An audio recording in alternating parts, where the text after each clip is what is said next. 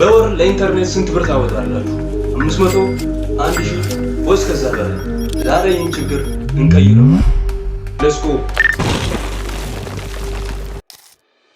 እዩት። በስልኬ ላይ ምንም አይነት የሞባይል ካርድ ሆነ የዳታ ፓኬጅ የለም፣ ዜሮ ነው።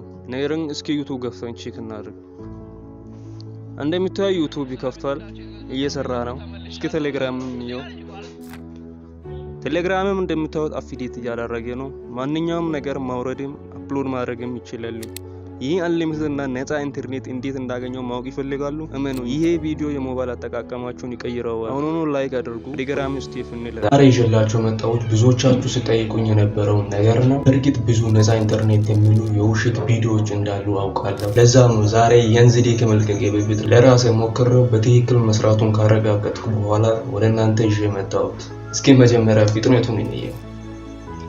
እንደሚታዩት ፍጥነቱ በጣም አሪፍ ነው። ቪዲዮ ስትሪም ለማድረግ፣ ጌም ለመጫወት እንዲሁም ቻት ለማድረግ በቂና ከበቂ በላይ ፍጥነት ያለ ኢንተርኔት ነው። ታዲያ ይህን ነፃ ኢንተርኔት ለመጠቀም ምን ያስፈልገናል?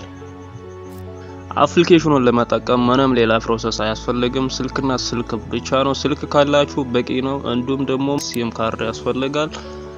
ለመጠቀም ምንም አይነት ባላንስ አያስፈልግም። ምንም አይነት ኢንተርኔት ፓኬጅ ሞለ ኖርማል ካርድ ምናምን አያስፈልግም። አፕሊኬሽኑን ለማግኘት ቴሌግራም ቻናልን ቼክ ማድረግ ትችላላችሁ። ሊንኩን ታች ዲስክሪፕሽን ላይ አስቀምጫለሁ። ለማውረድ ቀጥታ ፕሌይ ስቶር ላይ እንገባለን። ሰርች ባሩ ላይ መታችሁ ሀማር ታኒል ብላችሁ ሰርች አደርጋላችሁ። እንደምታዩት የአፕሊኬሽኑ ሎጎ ይህን ይመስላል። አውርዳችሁ ቀጥታ ኦፕን ብላችሁ ትገባላችሁ። እዚህ ጋር ከገባችሁ በኋላ ብዙ አይነት አማራጭ አለው። ሰርቨሮችን ቀያየራችሁ መጠቀም ትችላላችሁ።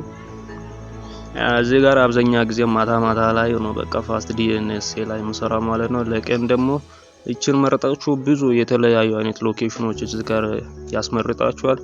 ዲሳላችሁን መርጣችሁ መጠቀም ትችላላችሁ። እዚች ጋር የስዊች ኦፍ ቤት ነው አንተጭናላችሁ። እንደምታዩት ኮኔክትድ ሆኗል። ከላይ እንደምታዩት በጣም ሃይ ስፒድ አለው። ካሁን በኋላ የፈለጋችሁ ነገር መጠቀም ትችላላችሁ። ይመቻል። በነገራችን ላይ አንድ ልነግራችሁ የምፈልገው ነገር አለ። ይህ ዘዴ አንዳንዴ በኔትወርክ መጨናነቅ ምክንያት ሊቋረጥ ይችላል፣ ወይም ደግሞ ሰርቨሩ ስሞላ ሊዘገይ ይችላል። ስለዚህ አልሰራም ብላችሁ ተስፋ እንዳትቆርጡ። ያው ሰርቨር ቀይራችሁ ሞክሩ። ይህ ቪዲዮ ከወደዳችሁ እና ሰርቶላችሁ ከሆነ ኮሜንት ላይ ሰርቶልናል ብላችሁ ጻፉ።